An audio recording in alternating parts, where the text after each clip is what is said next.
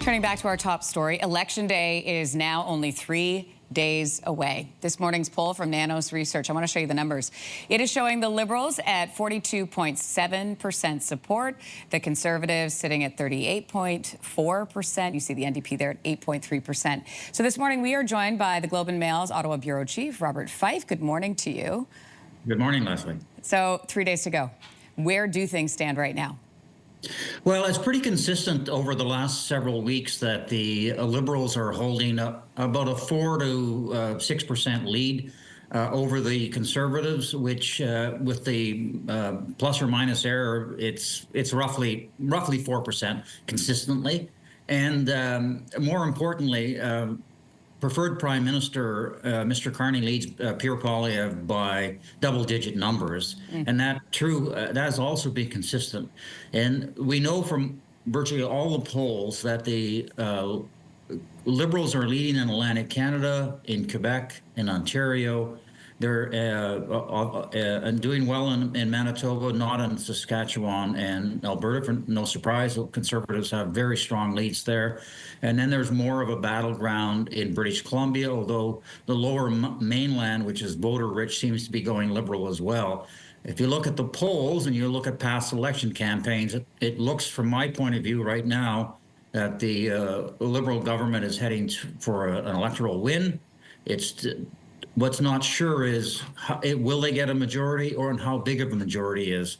If I was betting on it, I would say that they're going to get a majority, but I would have no idea on the size of that. Wow, such a different story we were talking about just a couple of months ago. I want to dial in a little bit on what's going on in Pierre Poilievre's riding. Is he at risk of losing that riding? Well, he's certainly in for a very tough fight in his Carleton riding. This was a riding in 2019. He won it 46%. He won it 52% in 2021.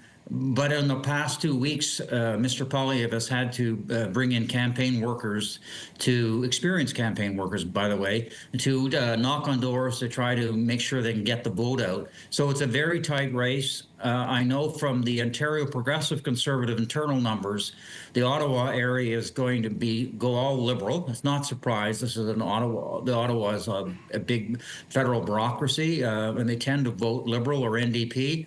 But in this particular case, it looks like the city in the surrounding area is going to going to Liberal in a big way. That's going to put added pressure on Mr. Poilievre's riding. An internal Liberal Party poll of 383 people that was just taken recently, which is a big sample for his riding, shows Mr. Poilievre and the Liberal candidate in a dead heat. Now, look, I think Mr. Poilievre will probably win the riding, but if he loses the election and he loses his own riding, I think he's going to be in very serious danger of trying to hold on to his leadership. There's a lot of unhappy Conservatives.